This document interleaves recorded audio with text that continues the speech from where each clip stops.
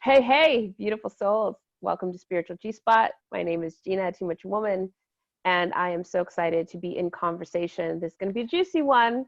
Sit down, buckle your seats, grab something to drink because you're going to get a little parched with this conversation. I am sure. I am with the glorious Lucia Pavone, who was the host of Too Much Woman San Francisco in 2019 and has become a very dear friend of mine. I have so much respect for who she is and how she shows up in the world. And I'm thrilled to be in conversation with her today about faking it, orgasms and all. Hey, Lucia from Yay, San Francisco. Tina! I love that view, girl. Woo! That. So this is so fun. I love you so much, and I'm so grateful that you asked me to come on. We have become great friends through this time, and I just want to say this is a really interesting time, and how we're connecting in so many different ways on basically on Zoom for most people. Right. Was really challenging. And so, but with you, it feels really easy. So thank you. Oh, thanks. This is going to be such a great conversation. I know time's going to fly. First of all, I love your background. Thank you. Proud of you. It's so meaningful because coming out to San Francisco, you brought me out to host Too Much Woman San Fran. And since that time, I've been back multiple times. It's become one of my most favorite cities. So just watching you with that background is glorious. Yay. Tell us, first of all, tell everyone who doesn't know who you are and what you do. Sure. Well, I'm Lucia Pavone. I'm a pleasure instigator, permission granter, aka I support those people, high-performing people who identify as women, to embrace their sexuality and sensuality. I'm a somatic sex coach and mentor. So I love what I do. It's beyond a passion. It's really my life's work. And I live my life the way I share with others. Yeah, I know that you do. I know for a fact that you do. Tell us what your button says. Oh, my button says live pleasurably. I love it. So this one, I got this actually at the Too Much Woman San Francisco event. And it's a heart that says vaginas. Yes, and that came from, I just want to do a shout out to Bay Area Women Against Rape, Yes. BAWAR, and Candace was there that day handing them out, and we're so fortunate to have Bay Area Women Against Rape as one of the top responders for sexual assault and rape and in multiple reasons. So they're probably doing overtime right now, for sure. Absolutely. Yeah. So thank you to them. Yeah, thank you and them. Okay, so the reason I wanted to have this conversation with you specifically was I know what your specialty is and your expertise is. And what I wanted to do is I wanted to overlay the conversation around sex, sexuality, pleasure. Number one, with what's going on in with this pandemic, because the truth is, now that we're going into month 2, and I'm posting daily content, and I am wondering, I'm curious around how other people are with talking about pleasure and sex and sensuality when this is going on. It's almost like, can we talk about these things? It's almost like it feels a little taboo because, I know people are suffering. There's a lot of loss. There's a lot of fear. There's a lot of, so, it feels contrary to be talking about these things. Of course, I have an opinion about that, and I know that you do, and we'll get to that. But number two, I've been having, because of this pause, really rich and deep conversations with people around pleasure, around permission, around what we want to do on the other side of this pandemic. This feeling of constriction is showing a lot of people like, oh my God, there's all this deprivation. When this is over, I'm gonna fill in the blank. So a lot of people it's kind of the cream rising to the top. Like, when this is over, I'm gonna, so the topic came up around showing up truthfully and not faking. And then the topic came up about why we fake in the first place. So all of that to say, great. Let's start in this I love space. it. Let's start in this space. I know this is right up your alley. Okay. So I want to start in this space. So I'm not going to apologize and I'm not going to over explain. I always feel like when I'm about to talk about sex in my groups or in my Right. space, that I feel like I have to tell people why. And I catch myself. But the reason that I have to put a frame around it is Right. because I know a lot of people gravitated to my space on other terms and in other energy. And Right. now that I'm going through what I call my own sensual revolution, I Mhm. want to build a bridge for people Sure. between where I am now and why we're talking about this and Absolutely. maybe the energy that they came in on. So Sure. for me, and you and I have talked about this, Yeah. m- my sexual curiosity and self-awareness Uh-huh. was like the last frontier for me. And I felt like spiritually, I looked at all the places and this was like the Mhm. one place I didn't dare look. And when I looked at it, I was like, oh my God, this relates to everything. It relates to my money. It relates to abundance, relates Mhm. to opportunity. It relates to my body. It relates to relationship. Oh my God, it's everything. That's why Yes. I call it the spiritual G spot, hence my Yes. spiritual G Yes. spot. Okay, so Absolutely. let's start in this space. Mhm. uh, how we are in the bedroom, or Mhm. how we are even just connected to our bodies sexually, for me, and you tell me, is like a microcosm of how we show up in the world. It's like a petri dish. Mhm. It tells us so much about how we show up in the world. At least that's my experience. So Absolutely. I faking agree. it, let's start with faking it. Faking Okay. it in the bedroom Mhm. has a lot of parallels to faking it in our lives. So let's Yeah. start in this space. I want to ask you this. Okay. What why Let's start off with, why do we, because we know a lot of, I don't know what the statistics are, I did check it, it was like 60% ish. Hmm. um, why do we fake it? Right. Let's start there. Okay. Well, let's start with the statistics. So, um, if we're talking about heterosexual normative sexuality, which I would assume a lot of the people watching, and even if it's not, even if we're not like in a man-woman dynamic, and we're, Yeah. whatever dynamic you're in, we're still using the model of heterosexuality as like the normative for statistics in our culture. So statistically, 25% of people with uh, vaginas who have any type of intercourse with a penis, let's say heterosexually, have a 25% chance of reaching orgasmic climax solely by penetration. Now, that statistic goes up a little bit higher if it's somebody who identifies as a woman who is queer or a lesbian. That statistic goes up quite drastic, goes up higher. We I'm have not better chances. We have better chances. better chances of reaching orgasmic Okay. climax in that.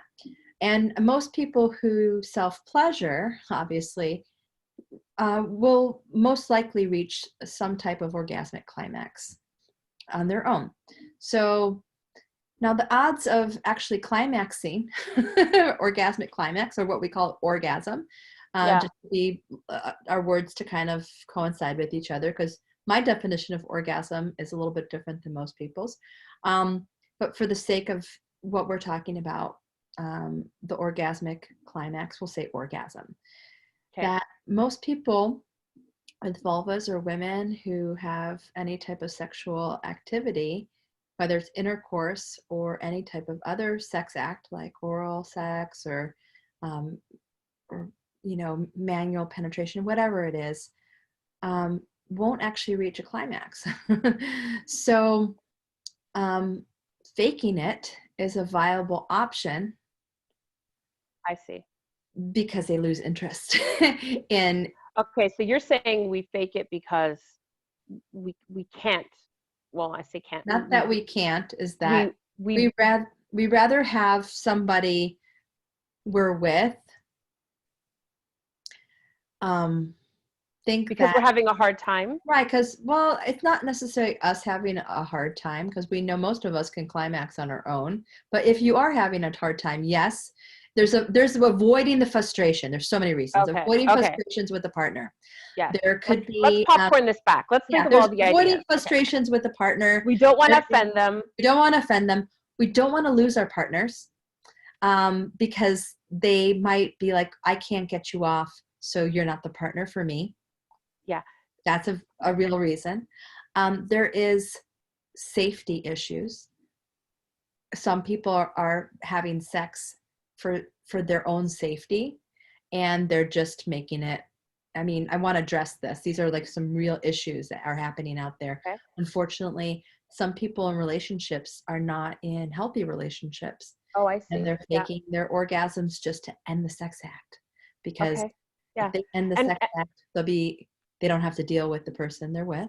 okay, so Um, hold on. And that, even that in and of itself, like ending it because it's painful, ending it because they're not interested, ending it because maybe yes. you don't want to even, maybe you're not even attracted to them, ending it because you're tired, ending it because you feel sick, Totally. and ending it for, like, let's just doing it because it's just, let's get this over. Yes. Okay. That's the Okay, so broad topic. that's a whole chunk. What Yeah. other reasons might there be? The other reason is that the partner really loves their partner, but they don't really know how to communicate with them, or they don't know how to ask for what they really want. Yeah. And so they don't want to offend their partner. So they keep on doing the same thing, making their partner believe that they're pleasing them rather Yeah. than actually letting them know Right. that there's something different that they want. And that is actually partially social conditioning as Sure. women, because we're told not, that pleasure is for our partner, and that Yeah. asking for what you want is not necessarily, um, you know, a good thing. And so they rather let the person they're with continue to assume that they're pleasing them than actually tell the truth to them and Yeah.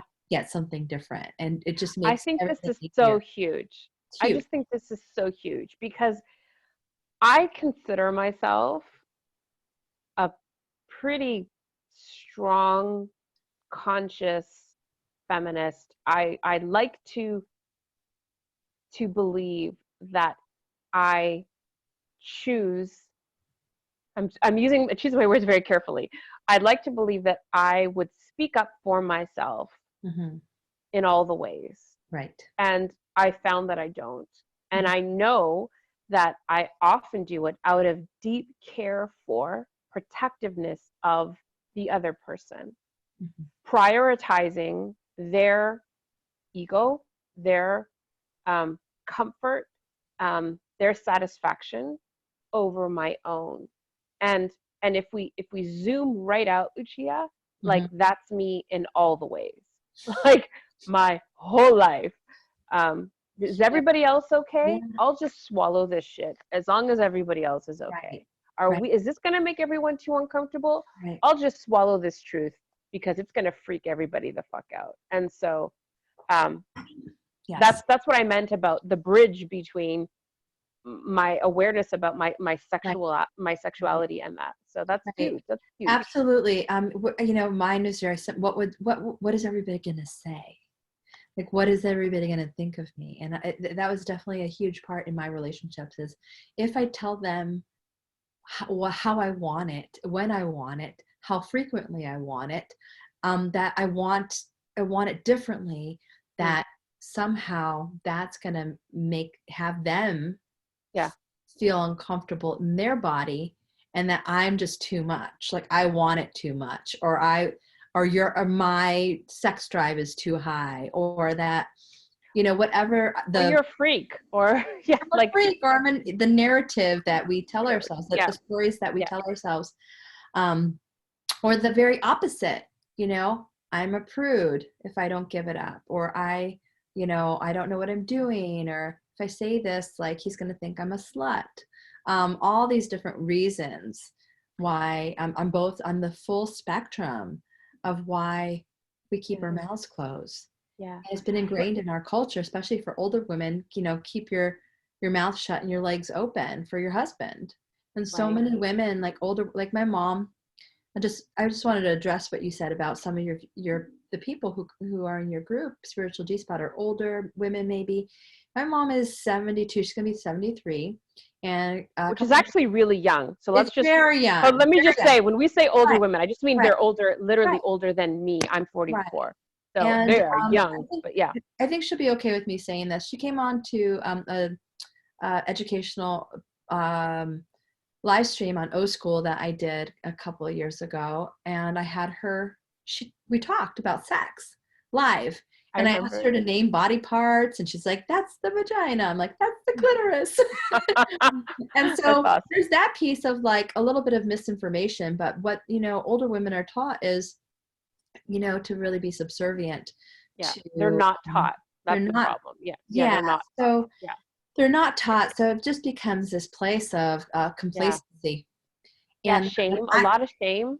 a lot of shame, Yeah, a lot and of, we haven't even touched on. yeah, There's just so much here. We haven't even touched on people who have a history of any form of abuse, where it's not safe. So maybe we just do it, get it over with, uh, and we detach. Right? We just detach. So I'm there's getting that shivers. whole I'm that getting whole shivers. piece. Because I know Well, my community, there's over 40,000 of us. yeah, It's the statistics reported are 1 in 3. So I know this is addressing you. So I'm so sensitive to talking about these things because I understand that this might be very uncomfortable for people. So right. I want to normalize, first of all, the conversation, Yes. and I want to also have deep compassion for you to drop in wherever feels comfortable for you. But I think it's important we talk about it anyways. Absolutely. And I will add to that.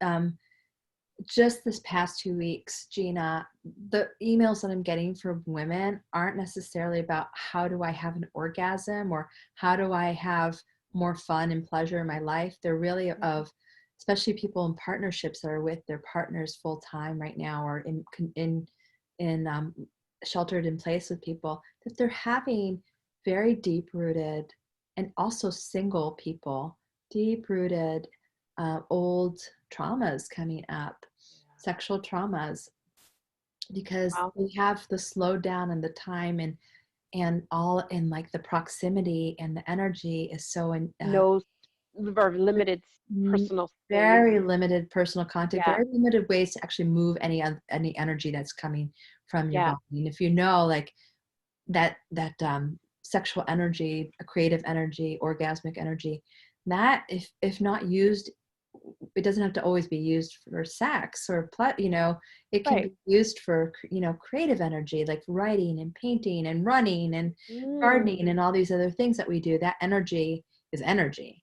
And yeah, so it is coming up more so in women these days, these past few weeks, yep, that their old traumas are coming up and they're like, yeah, I don't want to be touched. yeah. So And I will add to that because yeah, I think it's very related. And I wrote a post about this. I don't know if I even posted it yet, but um, that my old, when I say old, like things that I had thought I had pretty much dealt with, old body trauma issues, like body dysmorphia and just having an awareness. How much am I eating? What am I eating? What am I, in a new way that I thought I had dealt with, but because everything has become so, it's like we're under our lives are under a microscope right now. I'm so hyper aware of what am I eating? How much am I exercising? What am I, so my body is just like ever present in a way that it wasn't before when I had many things to do. absolutely. And I'll say very vulnerably, for sure for me too. Like I have a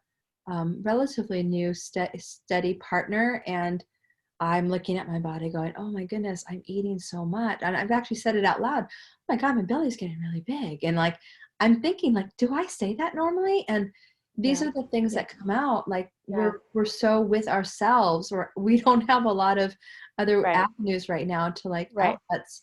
So this is definitely a deterrent. If you're not feeling like connected to body or understanding or noticing those things, it's going to be really difficult to right, relax right. and like actually have that pleasure in your life, nonetheless, a climax, Look, it's surprising any of us can get off at these times. Like, let's be frank, considering the underlying current of stress and the unknown right, and all of the fear.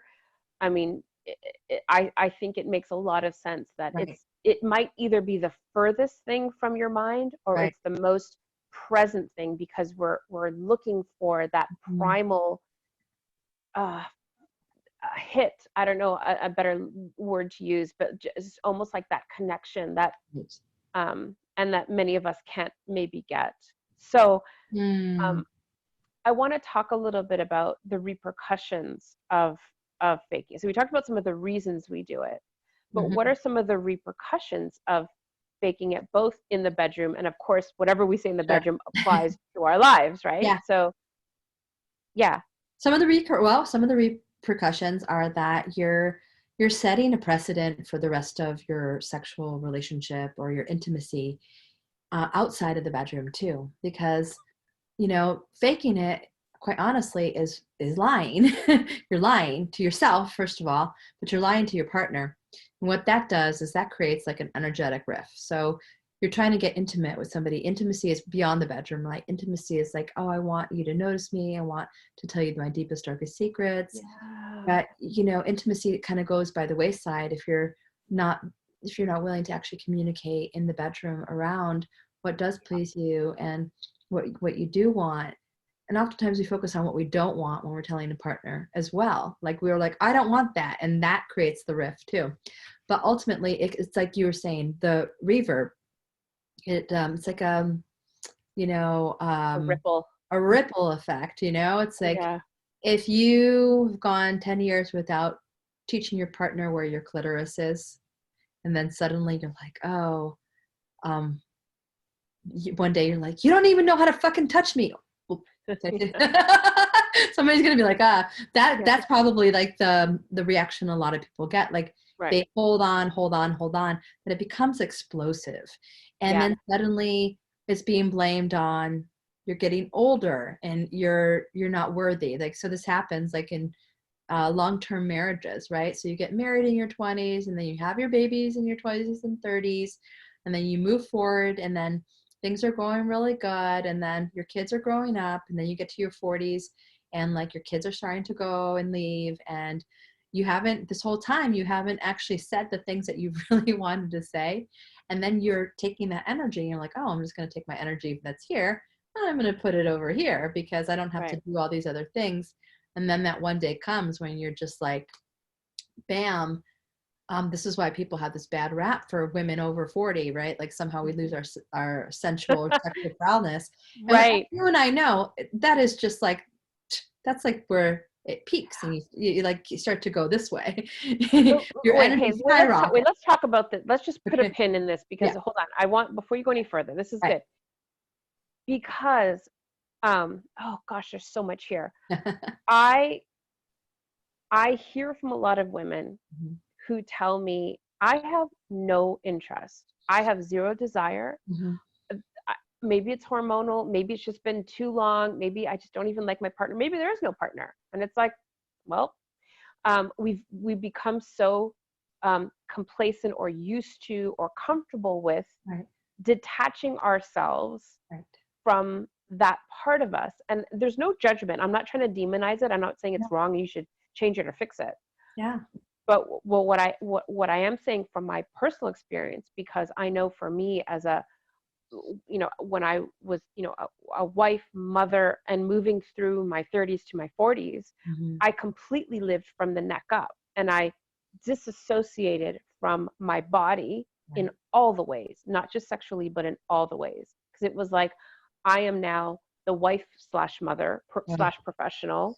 And this was my too much story. It was like, okay, well, I'm living from the neck up. Why doesn't this feel good? Because you're living from the neck up, and life is a somatic experience. It should be. So Absolutely. starting to come back to my body, which wasn't ever about sex in the beginning. It was about movement and dancing and just getting back to my body, like literally like hand on breast body, Right. um, started to shift.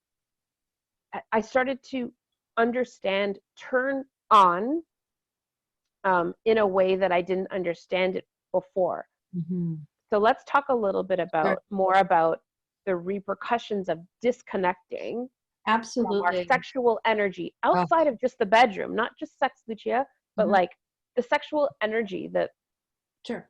Okay, so chakras. Yeah. let's start with the foundation. So first of all, from the day you're born to the day you die, if you have a vulva and ovaries, you have turn on. You have natural tumescence that ebbs and flows. The energy ebbs and flows throughout your life. No matter if you turn it on and are aware about it or not, it's there. It is naturally there. We are mammals. That's part of our heat cycles. You can see it during menstrual cycles. You can see it during moon cycles.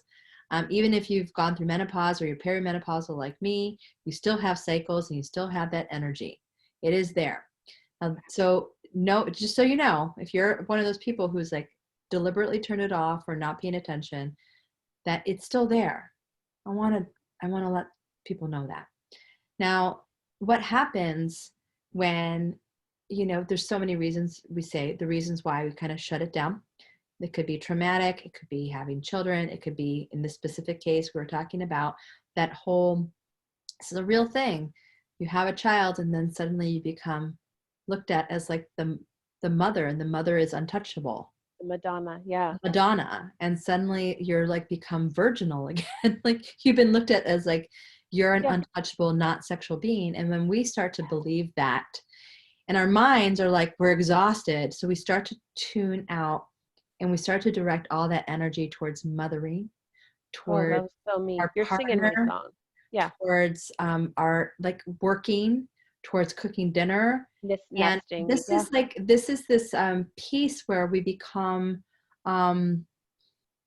stuck. And so very few people actually pay attention to this, or if they do, they're trying to like, I got to do self-care at the end of the day. Yeah. And self-care, to me, I've seen the self-care movement like expand, and it's like, what if we actually, it's another story, right? But we just, let's say, what if we started our day with just our joy and our pleasure and our self-care being at the forefront? Now, when we disconnect, our brain starts to notice that, because our brain and our body is meant to protect us. And so when you start to not use it, not actually physically embrace that energy physically, like we may think about it, we can think about it and we can be turned on, but when we stop actually utilizing that pleasure, let's say here, the clitoris, it has an interior model, and the clitoris has 8,000 nerve endings on the end, on the glands. If you're not actually utilizing those nerve endings, just like any other part of your body, they're going to atrophy. And okay, so atrophy doesn't mean that they go away. They just become less sensitive. Am I right? Yeah, they become less sensitive. So we become less sensitive to our pleasure. We become less sensitive to wanting that experience.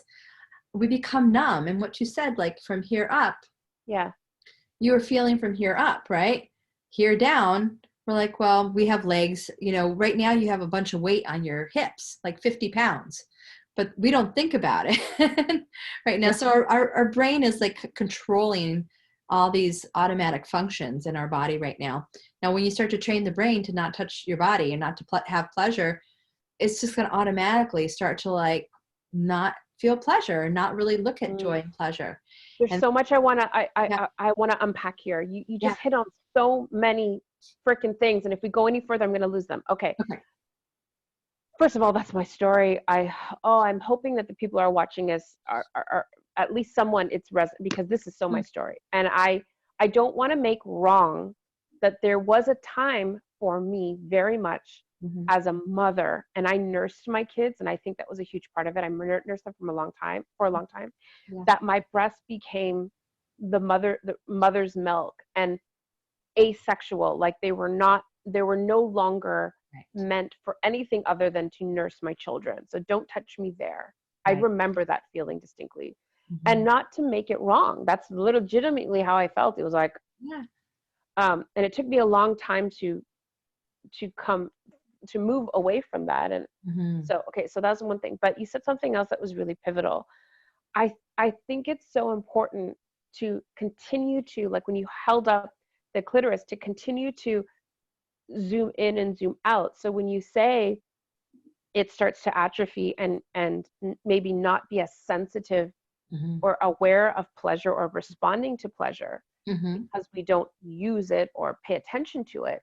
This is so true of our lives in general. Like when we don't prioritize pleasure, we start to almost get used to you know, not having it as a priority in our life. Like it's almost like I'm so used to a life of Right. servitude and martyrdom. I almost don't, like, some people will come on to my events and it's like I talk about prioritizing pleasure and what do you really want and going deep in your desire, and they look at me like deer in a headlight because they're so dissociated. Like like if you could cook like how many of us cook for our family and what they like if how many of us dress based on what we think we should like. So there's just such a basic element to Totally. Right. reconnecting to pleasure, Right. not only sexually and maybe Right. not even sexually, Right. just pleasure. That's so pleasure is, so when we talk about pleasure as a culture, we're like pleasure, like we immediately go towards the concepts of human sexuality. The thing is that we're sensing beings, we're sensual. We have five senses and we have our conceptual thought. Now, when people also misconstrue sexuality and sensuality, they're not the same. No. Sensuality is really just engaging one or more of your senses. So Yes. when we talk about like what brings us joy and pleasure, and we have to think about like the things that are fun in our life, the things that I always go about, you know, like when with my students or my clients, I always talk about what does it mean to like have fun and pleasure in your life. And it's really the subtleties and the little things in life that I love. Like, I know I have this green screen, but behind me I have like a vase of flowers, I have my books, I have beautiful altar, like my bed is set up. I love crisp cotton linens. I love to eat, you know, organic food. I really love to, like, you know, spend some time in the garden and smell the flowers, and I love to paint. All those things are pleasurable to me, and what Yes. it does when I actually engage my senses around those pleasurable things, they actually fuel my other, they stoke the fire, quite honestly. Yes. They stoke my fire. This is And so good. this is about living pleasurably. Now, pleasurable living can include, and you know, a really gratifying, yummy sex life that is really engaged with your sensuality. And that is the pathway I personally chose to go in my life, to live a sensual, pleasurable life. And that has enhanced my sex life. That's the part. It's not like my sex life keeps getting better. A good sex life is the one that keeps getting better. But you have to understand where you're at is exactly perfect for you, and that you can enhance your sex life by actually engaging your senses every Yes. day. And your sex life doesn't mean it's just one kind of way to have sex. Sex is so broad, and for so many people, you know, there's people with disabilities who don't get any touch at all, and their sex life is conceptual. And Yeah. there's so many people who don't have the use of their hands or sight or hearing, and we want to honor that. Like, that is, you know, things that we take for granted as fully sensing beings, that people don't get every day. That we're, you know, here we are in this time where we're actually feeling some of those things. What Mhm. does it feel like not to get touched every day? Like Let me tell you, by because I've got, anybody. well, I live with my two teenage children, Right. and my daughter, who's 13, has always been very clear on her boundaries. If Mhm. she wants a hug, she'll hug you, and if she Right. doesn't, you better back off. So Right. she's just, and I honor that. She Mhm. knows what she wants, and I don't. And my son is a big cuddly bear. However, he'll be 16 next week, and like, how much cuddling do you want to do Right. with your mom? Like, for real, right? So Right. I'm like touch deprived, I feel. Yeah. So, you know, I'm like putting so much lotion. I'm like taking baths, cold, you know, warm water, Uh-huh. standing in the grass, looking at all the ways I can feel my sensual touch. But that's the reason I'm so glad you made the distinction between sensuality and Right. sexuality. That's why I used to call it my sexual revolution. Now I've bettered that, and I say my Yeah. sensual revolution, because for me it's not about going out and having tons of Right. sex. That's cool, but it's more so about the relationship I have to pleasure and my body, those two Right. things. Because pleasure can be just like eating, or, you know, it could be anything. But Mhm. it's important for me to have that connection with my body and be really clear about what feels good Right. Right. for my body. Because, and I want you to address this, I because I lived so long from the neck up for many reasons. It wasn't just becoming a mother. It was a lot of childhood stuff that I wasn't even aware of. Just I came to remember, just so many times, even in my profession as a speaker, there were so many lines just almost crossed, and oh gosh, this is part of the Too Much Woman speech. It was like, I wasn't even clear on when boundaries were crossed anymore because there were so many blurred lines. And Right. so I had to, this makes me emotional now. I had to, and I'm still healing my relationship with my body. And I'm trying to find the right words. Help me out here. Trusting that I could feel pleasure, Right. that I deserve pleasure, Hmm. let alone let someone else in to take that job. So Right. I didn't Yeah. even think we'd go there, but this is. I'm so glad that, first of all, Gina, thank you for that. That's Yeah. very vulnerable and very real right now. And I'm going to cry too, because I think it's all of us. Like, Yeah. you're not alone in this piece of like, where we shut down, because we have blurred boundaries in our culture and our worth and all these places, and trusting ourselves, trusting that we are enough, Yeah. And that we're just as we safe. are, and that we're safe. Safe. And what Safe. does that look like? And because of the way we're conditioned into like, don't touch yourself, don't do that, close your legs, and Yeah. there's so many places around that to start with, and then you compound it with your experiences with your your own sex life and your experiences, and then religion, and then potentially Yeah. cultural, all these things that like add layers on, especially for people who identify as women. It makes us feel unsafe, and then of course that is going to be reflected to another person, of like, can I get in there? We're really Yeah. conditioned to like, oh, make it like really juicy. And you hear that Yeah. scenario of like, get married and then everything shuts down. Like, Right. give it enough to get Right. stability. Right. And that Right. unfortunately is still this like very old, paradigm wave of living. But what I think, there's no fix it to this, but there is a way to shift and retrain your brain. And really it is like, there's no manual given to us as Yes. with our bodies, especially our sex life. And we're told that suddenly we're supposed to be these incredible sexers just Yeah. because we have Yeah. genitals, but Yeah. we don't really actually have manuals that can't come with those. And Right. you know what? Especially women, they're given this label right off the bat. You're either, the Yeah. slut The prude or or the you're the slut. virgin. Yeah. Yeah. And Yeah. there's Yeah. no in And between. that there's a I know from the conversations I have with my friends, it's kind of like you get into the bedroom, and I'm sure there's a male side to Right. this as well. So it's not demonizing, but get into the bedroom and you better be that hot porn star.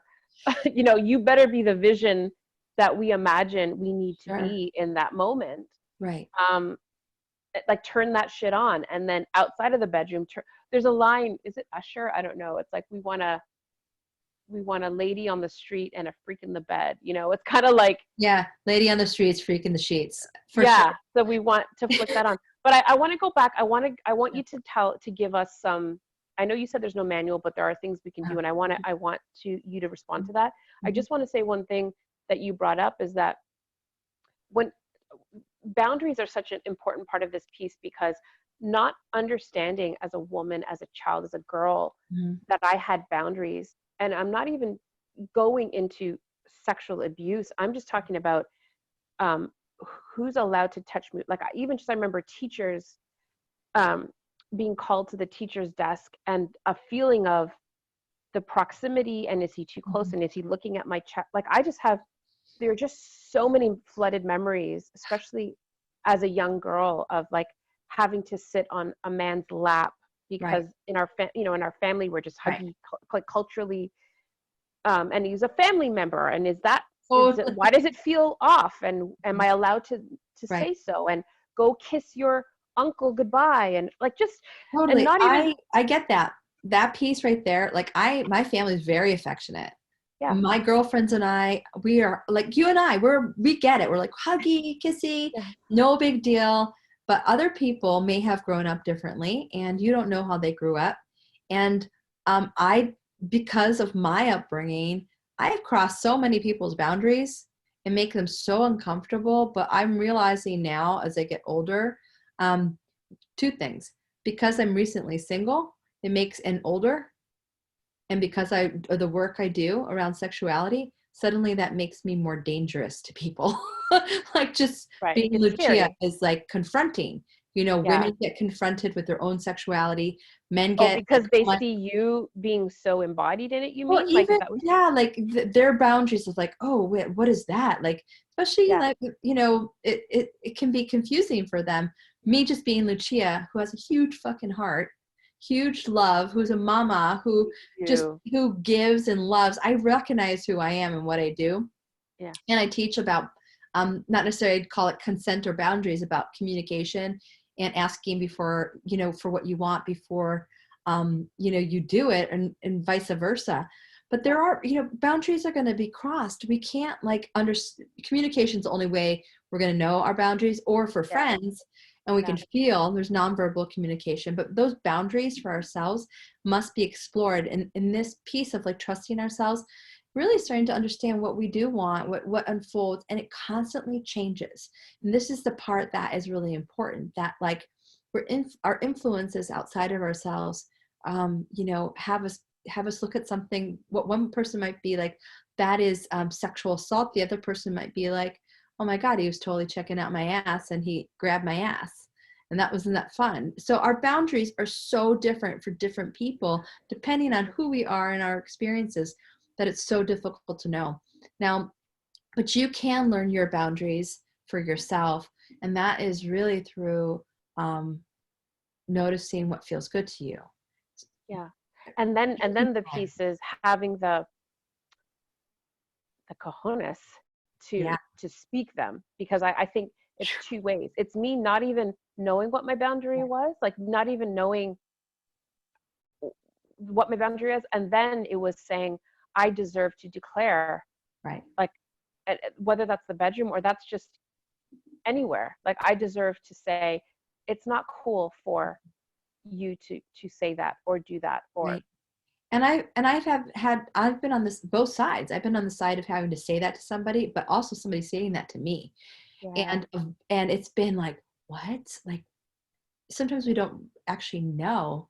We don't know that we yeah, offended somebody because our boundaries are so open and we're so yeah, loving, and we do you know, and they're not necessarily sexual at all, but they're just like yeah. through connection and gratitude, and you feel really good. But somebody starts to can villainize you. So there's Yeah, I that remember too. speaking at a corporate event. I think I was either in Prague or Poland. I can't remember. Right. And I was in the classroom, and I'm just I touch, like, and I literally just grabbed someone, and I don't know if I was talking, I was delivering something, and I think I either grabbed them or hugged them or touched their shoulder, and I felt, and I forgot that where I was and what I was doing just was, and it wasn't sexual. It was just literally just the intimacy of Right. touch. And I didn't ask for Right. permission. Right. And I apologized after, because I felt um, Yeah, but we yeah, don't see, know it's where just people what culturally, there's so much. Oh, culturally different. We okay. also don't know where people's like where they're at in their own self-discovery or their own sexuality or their own awakening. And this is what I've noticed, especially with women who are awakening out, you know, for the first times, or they're coming out in their bodies, and they're like they're like, I really am sexual, so they go all out. And then they're like showing, you know, they're like, I'm gonna put on the lingerie, I'm gonna put on the lipstick, I'm gonna go all in. And then they're exuding their full capacity for themselves. People feel that, and then you just feel connected, and because that's our natural state, right, is being fully sensing beings. And then you don't really know the underlying stories that they're going through, that they may have had traumas, that they may have, you know, this is part of their journey and their opening. And let's not exclude people who identify as men, because there's so many men who approach, have the same capacities. Like I've been with men who have been abused, sexually Right. abused, and so how their boundaries are with me are skewed. But I'm fortunate that I get to use my voice to say, let's talk about these issues so that I know how it feels and how we can like expand and go beyond that. And now, but not always, and just, I just want people to let themselves off the hook just a little bit, because Yeah. right now, I mean, we went from this very intense Me Too culture of like, don't touch anybody, to like literally nobody's touching anybody. And now we're like, oh my God, I want to be touched. Right. What's So going to happen after this? I I don't mean, know. I don't know. I started a blog called Love and Sex in the Time of Corona because I'm recently coming out of a 24-year marriage relationship. I have a partner, and I'm multiple partners, but one steady partner, and that I'm seeing, that is my shelter in place buddy that I get to see, right? Which I'm so grateful for. But these are the things that like come up of like, how do we touch each other? How do we see each other? How do we come into connection with each other now that we're not supposed to be even breathing on each other? Are we going to ever get to kiss again? Our kissing is like the first step to like sending your brain signals that you are connected to somebody. You breathe in their molecules, you heat them, you smell them. We can't even smell each other. I'm like, all these things that we maybe took for granted, our senses, like how we eat together. We can't even eat food out together. yeah. How we're having so many dance parties, like, everybody goes on to, nighttime, Instagram dancing with each other, but we can't Yeah. see each other, Yeah. Yeah. Yeah. And God, it's like, I want to hug my friends. I miss hugging my girlfriends. I miss hugging like the freaking, I don't even touch the dogs that are around because I'm like, Right. you're corona free Yeah. dog. Mm. Yeah. So we But have, so in, that's sending us a lot of fear. Now, yeah. on the opposite side of that, Gina, Yeah. like fear and What's that? excitement mimic each other, right? So I want to, what you were saying about what can we do? It's Yeah. like, start listing what you're excited about, and that starts to get all the juices going. Pleasure and pain have a fine line. They the same kind of chemicals are happening. Make the choice to do pleasurable things that are pleasurable to you. That gets all the good feelings going, the oxytocin, the juicy yumminess in there. Mm. That's important. Excuse Yeah. I was, yeah. That's not Rona visiting me. That's allergy. I was in Yeah, conversation recently with Joel Mitchell, who um, he's a, I forget what he's a body something therapist, but it's rooted in massage.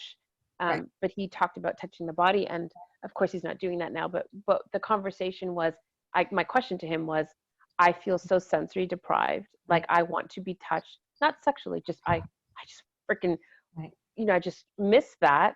And we talked about hot cold showers and hot baths and Right. and all the things. Like I said, I'm putting lotion on myself nonstop. I'm changing my sheets just to kind of get that feeling. I'm going out in nature and Right.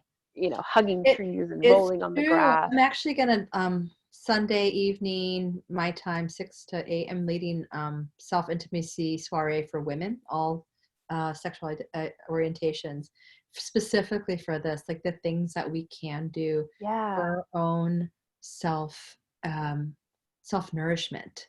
that So would be nourishment awesome is for so anybody who's wonderful. watching. So Yeah, I am gonna it's clothes on. It's not like it's going to yeah, be yeah, on Zoom, but it is specifically for just women identified people to really come and feel the energy of what it feels like to be with other women, but how to nourish yourself. So I'm going to teach some very specific um, exercises that I teach in my courses, and really showcase like a full range for everybody, and create a container for people to really be themselves. I love that. I love that. So, I know you have a yeah, few workshops yeah, coming up, so for we'll sure. make sure that we drop your link below this. Yeah.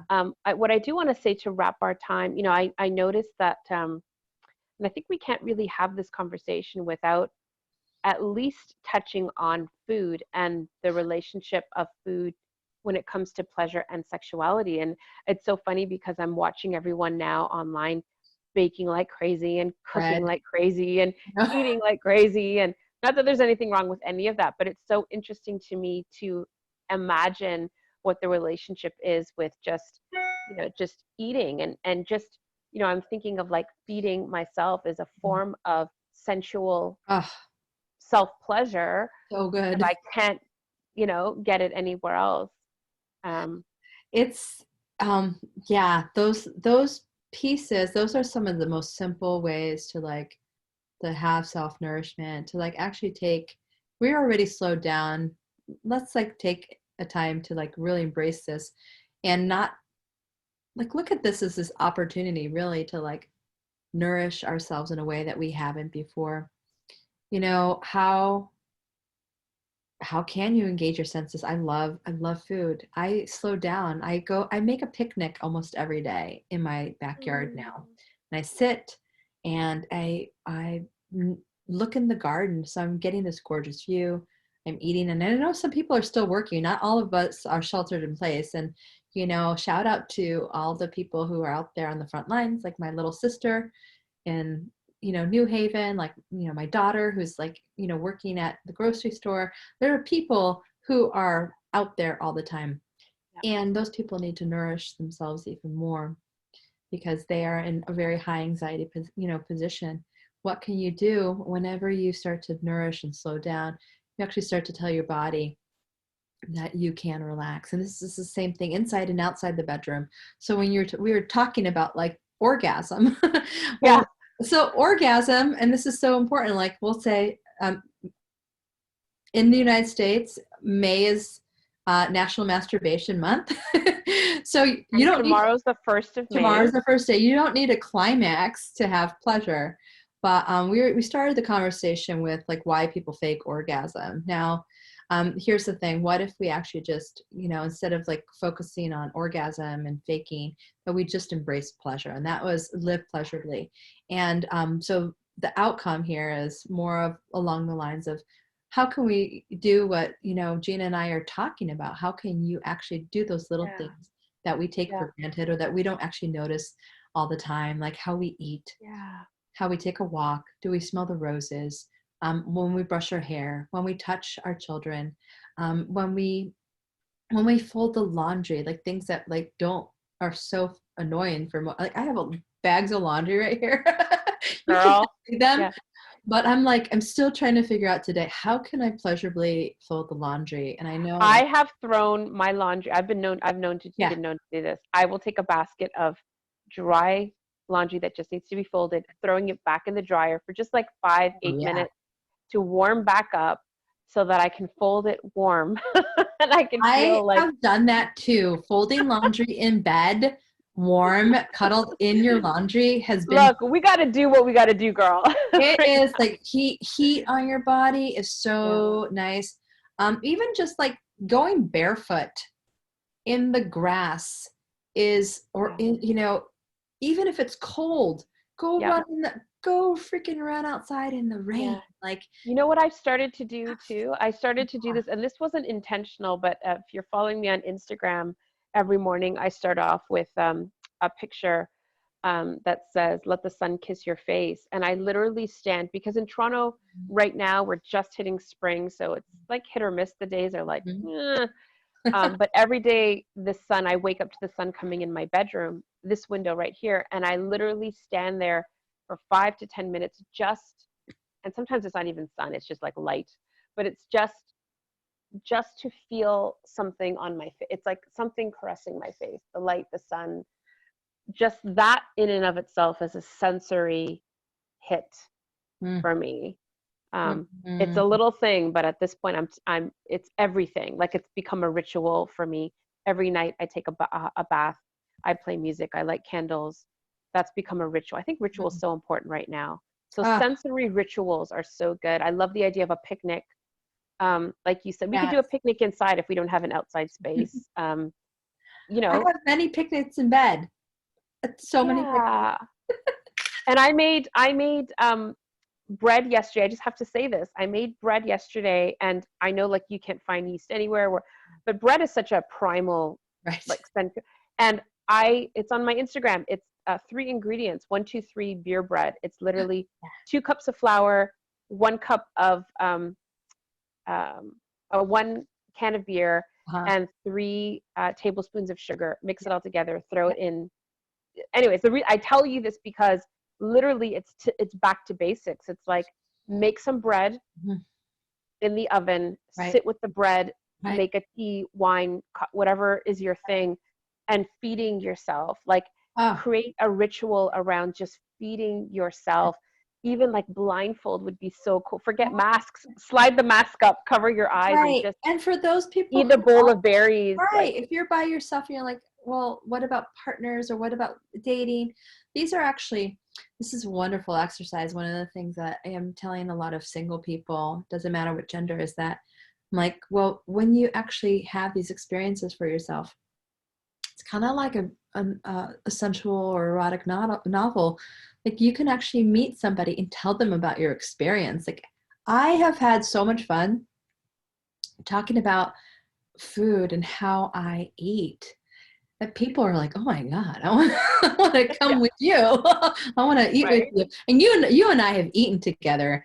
You know, that's one of our love languages. I think Absolutely. is Absolutely. that a love language? Eating food? Because I I think it should be. I think it I should think be. so too. I think that it's like the sixth love language, right? Or I don't know, like the love language of food. And I guess being Sicilian and Greek and Italian, we definitely food is part of our culture.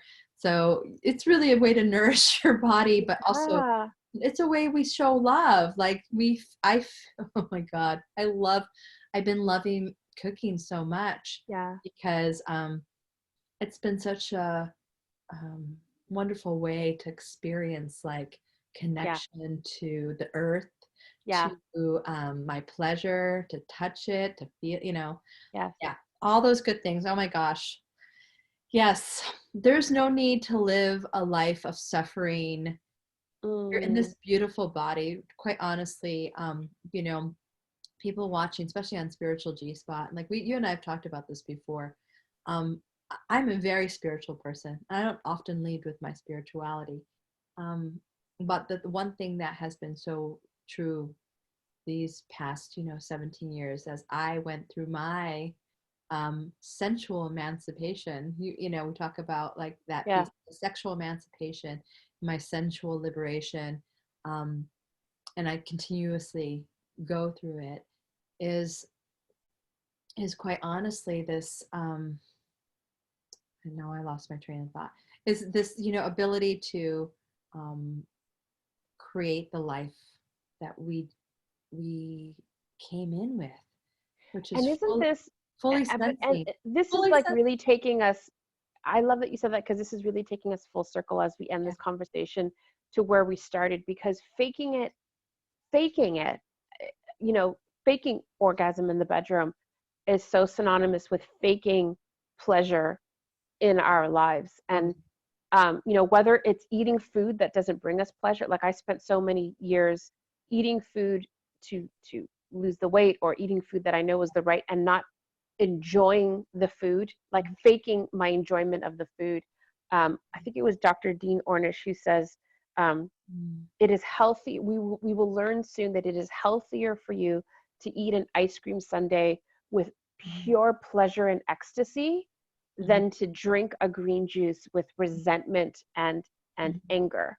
mhm, Understanding the chemical cocktail mhm, of the difference of those two. And so I guess the what I want to leave everyone with is, when we talk about faking it, mhm, is it's really coming back into alignment with your desire, Mm-hmm. your pleasure, getting clarity on what that is, and just continuously adding more of that to your life. Right. It's not like you switch on a thing and you say, okay, pleasure, pleasure, pleasure. It's like pebbles. Just keep adding pebbles Mm-hmm. to your sack. It's like, how can I add more pleasure, more pleasure? Just keep adding that to your life and beautifying Right. your life in that way. And so you've given us so many Mm-hmm. great ideas and things to think about to add pebbles to our sack. Tell us in closing what you want us all to take away, Lucia. I think, oh, thank you, Gina. And I just want to say to everybody out there, that, your vessel is very deserving of joy and Mm, pleasure. That it doesn't matter what gender you are, we came into these bodies, right, to experience this universe. And I just have this knowing that we weren't put on here to like be miserable, to feel like exquisite pain all the time, or to not be feeling the full gamut. Like where we can feel all of it, but the places that we're told that are wrong are usually in the most normal, natural ways, like in feeling our pleasure, our orgasm, our bodies, our genitals, our breasts, all these places that we're told are like wrong to even experience pleasure in are the places that, especially during this time, I'm going to cry, because it's like we need to be able to understand these places for ourselves, because once this world is changing, we need to be able to know how to go out there and be the joy and the love that our bodies are here to be, yeah. because that is the one thing that is missing. Pleasure heals. Pleasure heals. That's what I want to leave with you. Beautiful. Pleasure heals. And allowing ourselves to first get clear about what pleasures us and Mhm. giving it to ourselves Yes, during this time of quarantine perhaps is the best thing that we can take out of it. absolutely. It is. Yeah. Well, Yeah, thank you. thank you for all the ways that you show up in the world and for Thank more you. than just this interview in all the ways. I love you Yeah, and your I energy and love for you teaching too. me and all of us so much and leading the way in a space that isn't always comfortable and isn't always well received. I But this is important, and I'm so glad we had this conversation. I love you. too. I love you too. Thank you so much for having me.